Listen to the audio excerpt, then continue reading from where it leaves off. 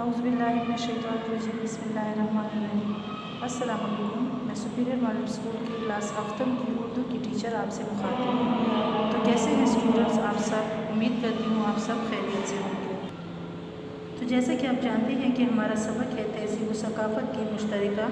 سماجی اقدار، ٹھیک ہے جی، جو کہ ہے صفحہ نمبر 147 پر، ٹھیک ہے۔ تو اس پیج کی تو ہم نے ریڈنگ کر لی ہے، آئے اب نیکسٹ پیج کی طرف جاتے ہیں جو کہ ہے صفحہ نمبر 148 میں، ٹھیک ہے جی۔ تو اس کی جو ریڈنگ ہے ہم سٹارٹ کرتے ہیں، جو کہ ہے کہ معاشرہ اپنی سماجی قدروں کی پاسبانی اس وجہ سے کرتا ہے کہ سماج کی بقا کا دار و مدار بڑی حد تک انہیں قدروں کے تحفظ پر ہوتا ہے۔ اگر ان قدروں کی طرف سے غفلت برتی جائے تو معاشرے کا شیرازہ ہی بکھر جائے گا اور اس کی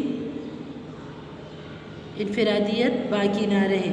ہم صدیوں تک برصغیر میں ہندوؤں اور دیگر غیر مسلم اقوام کے ساتھ اکٹھے رہے۔ ان اقوام کے ساتھ میل جول کی وجہ سے ہم نے غیر شعوری طور پر ان کے رہن سہن اور خیالات کا بھی اثر قبول کیا ہے، لیکن بنیادی طور پر پاکستانی معاشرہ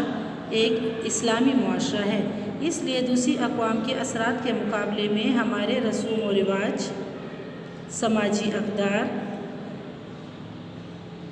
اور معاشرتی رویوں پر دین اسلام کے مذہبی احکامات، اخلاقی ضابطہ اور روحانی تصورات کی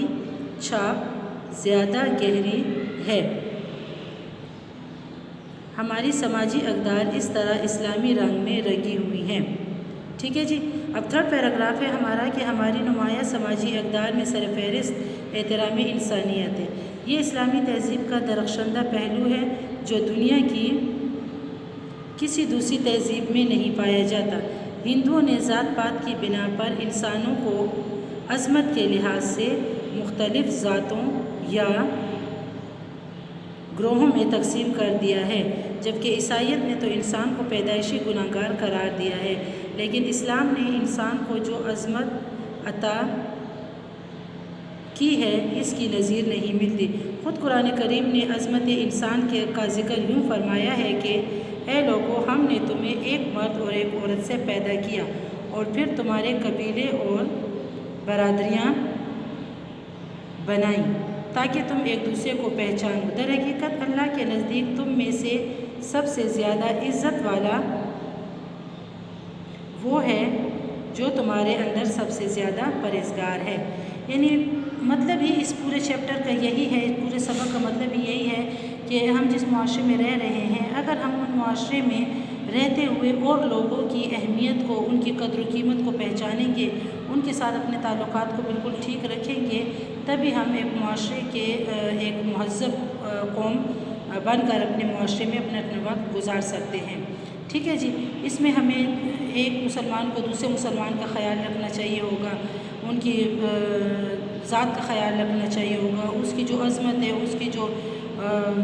یعنی اس کا ہر طریقے سے اپنے خیال رکھنا ہوگا، تبھی ہم اس معاشرے میں